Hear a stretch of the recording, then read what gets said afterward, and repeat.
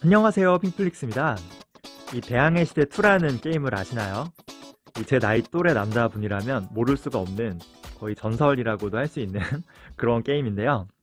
또 아재 인증이 되긴 하는데 그 대항해 시대를 배경으로 하고 있고요. 이렇게 6명의 주인공들 선택해서 전 세계를 이렇게 항해하면서요.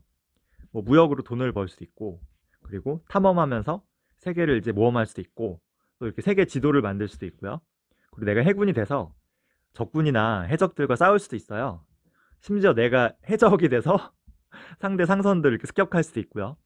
좀 되게 자유도가 방대했던 것 같아요. 또 캐릭터랑 이제 그 캐릭터 간의 이 스토리가 되게 뛰어났거든요. 그래서 이제 문 남성들의 당시 이제 잠을 못 이루게 했던 그런 게임인데요. 심지어 이제 그 세계 지리를 이 게임을 통해서 배웠다는 분도 많아요. 저도 그랬는데요. 이 세계 일주를 저 어릴 적에 수십 번은 했습니다. 물론 게임상에서 말이죠.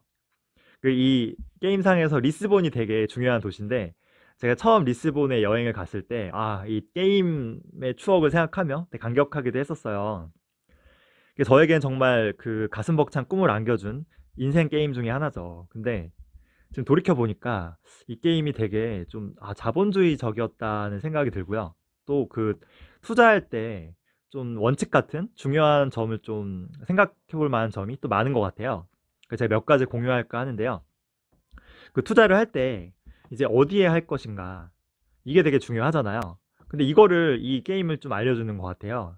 제가 처음 이 게임을 했을 때 이 캐릭터를 했는데, 이 스토리가 얘가 고하고 되게 빈곤하게 자랐는데 우연히 배를 손에 넣어요. 그래서 억만장자의 어떤 상인이죠, 상인. 무역 상인의 꿈을 꾸고 이렇게 바다로 나가게 되는데, 처음에는 그 미천, 장사 미천 돈이 없잖아요. 그래서 얘가 이제 마을 사람들한테 이렇게 배를 얻었는데 무역을 하려고 한다. 그러니 투자 좀 해달라고 이렇게 돈을 끌어다녀요. 근데 이 돈을 꿀 때 그 투자 받는 조건이 뭐냐면은 금화 1000립을 투자해주면은 10,000립으로 갚겠다는 거죠. 그러니까 이게 10배, 10배 수익을 약속한 거예요. 근데 이게 가만히 보면 얘가 지금의 어떤 스타트업이나 벤처 투자 같은 거랑 거의 똑같지 않아요? 당장에 어떤 담보할 수 있는 자산은 아무것도 없지만 어떤 사업 계획 하나로 이렇게 장사 미천을 사람들로부터 투자 받는 거예요. 그래서 저는 이 스토리가 당시 전 중학생이었는데도 되게 가슴이 벅차 오르는 거예요. 막 두근두근 거리고. 시대 배경이 1522년이니까요. 거의 500년 전이잖아요. 유럽은 이 500년 전에도 이런 스타트업이나 벤처 투자 같은 이런 개념이 있었던 거예요. 사실은 주식시장이 처음 만들어진 것도 이제 네덜란드인데, 이게 항해를 떠날 때 이 캐릭터처럼 미천이 없으니까 그 장사 미천을 투자받기 위해서 처음 만들어졌거든요. 결국 이 유럽이 뭐 스페인, 네덜란드, 영국이 차례로 이 세계에 패권을 차지했거든요, 나중에. 이렇게 차지한 데에는 이런 뭐 벤처 투자나 주식시장이나 그리고 청년들의 어떤 그 항해에 대한 욕심, 자기 사업에 대한 청년 그 열풍, 이런 것들이 분명히 있었을 거예요. 그래서 만약에 그 16세기에 이때 만약에 글로벌에 투자할 수 있었다고 가정을 하면 이렇게 그 글 공부만 하는 선비들만 가득한 조선에 투자하는 것과 이렇게 전 세계를 향해하며 그 청년 자신의 어떤 꿈을 펼치려는 청년들이 가득한, 또 주식시장도 활발한 이 유럽 중에 어디에 투자해야 될지는 당연히 뻔하죠. 당연히 유럽에 투자해야 되잖아요.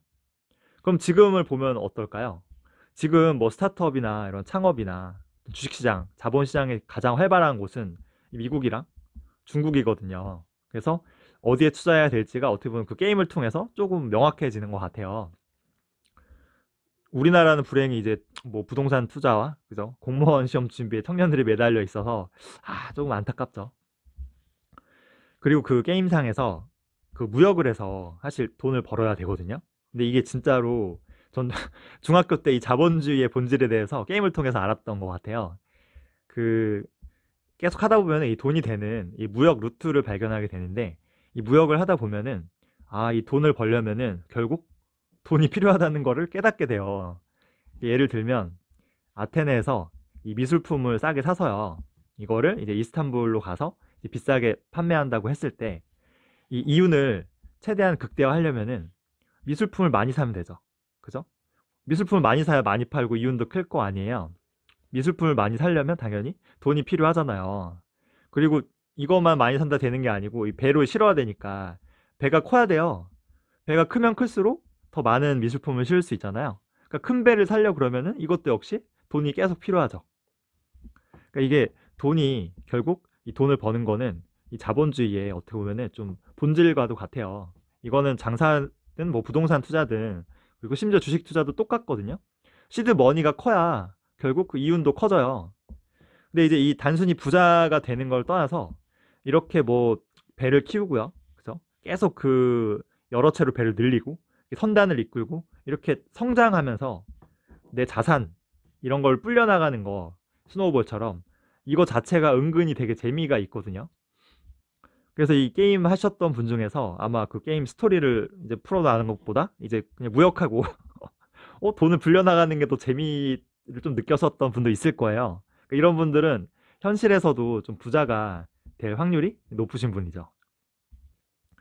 그 세 번째는 그 리스크에 관련된 건데 그 이 무역으로 돈을 좀 벌었다고 계속 뭐 큰 배만 늘리고 이렇게 뭐 물건만 많이 사서는 안 되는데 왜냐하면 그 바다에서는 그 해적이라는 존재가 있기 때문이에요. 게임상에서 그 최고의 카리스마였던 그 하이리든 형님인데 얘가 해적이거든요. 얘랑 괜히 잘못 싸웠다가는 뭐 배도 다 이제 뺏기고요. 물건도 다 털리고 돈도 다 뺏기죠. 잘못하면은 물건 아니 그 목숨도 날라가요. 결국 게임 오버 되는 거죠. 그래서 그번 돈으로 배만 늘릴 게 아니고요. 싸울 수 있는 선원도 뽑아야 되고요. 대포나 이렇게 무장도 사야 되고 그리고 무기도 사야 돼요. 그러니까 이게 그 리스크에 대비하는 거거든요. 근데 우리 그 투자도 똑같아요. 만약에 그 100%를 다 위험한 주식에 몰빵했다면은 지난 3월의 폭락장에서 아마 지옥을 경험했을 거예요. 그러니까 이 투자도 적당히 이 자산 배분을 계속 해야 되고요. 그리고 현금 비중을 조절하는 것도 중요해요. 그리고 멘탈을 계속 관리하고 지속적으로 공부하는 것도 중요하죠. 그리고 내 재무 상황 있잖아요. 뭐 결혼이나 뭐 자녀 계획, 아니 뭐 주택을 구매한다. 이런 거에 맞춰서 이 투자 기간을 정하는 어떤 그 투자 플랜을 잘 짜는 것도 좀 중요한 것 같아요. 리스크 관리에서. 그리고 마지막으로 이 게임상에서 보시면은 뭐 상업 투자액, 뭐 공업 투자액 이렇게 그 항구 도시에 그냥 내 돈을 투자하는 게 있어요. 근데 이게 그 당장 투자한다고 뭐 변화는 없고 그냥 내가 투자한 돈만 사라지거든요. 그러니까 이게 그냥 눈앞에 이익만 생각하면은 의미가 없죠. 굳이 이런 투자할 의미가 없는데 이게 장기적인 성장을 생각하면은 이 항구에 투자를 꼭 해야 돼요. 뭐냐면 그래야 이런 좀 좋은 배들을 나중에 살 수 있거든요. 그러면 적재량이 크니까 더 많은 물품을 적재할 수 있고요. 당연히 이윤도 훨씬 커지죠. 당장만 생각하면 이게 더 돈을 벌 수 있지만 장기적으로 계속 손해 보더라도 이렇게 그 항구에 투자하다 보면은 나중에 더 큰 부를 이룰 수 있다는 거예요. 또 특정 아프리카의 항구에 또 투자하다 보면은 이 마침내 금을 거래할 수 있는데요. 이 무역으로 가장 많은 돈을 벌 수 있는 게 금이에요. 당연히 그 한 번 거래했을 때 영업이익률이나 ROE가 올라가겠죠. 그러니까 즉 눈앞에 그 이익에 급급하지 말고 지금 손해 보는 것 같아도요. 이 장기적인 성장에 투자하는 게 맞다는 거예요. 현실의 투자도 똑같잖아요. 이렇게 비교할 수도 있죠. 뭐 당장의 어떤 배당이나 그 자사주 같은 주주 환원에만 매달리는 기업이 있고요. 또 반면에 이 장기적인 성장에만 또 집중하는 기업이 있잖아요. 뭐 R&D 투자나 뭐 캐펙스 투자 같은.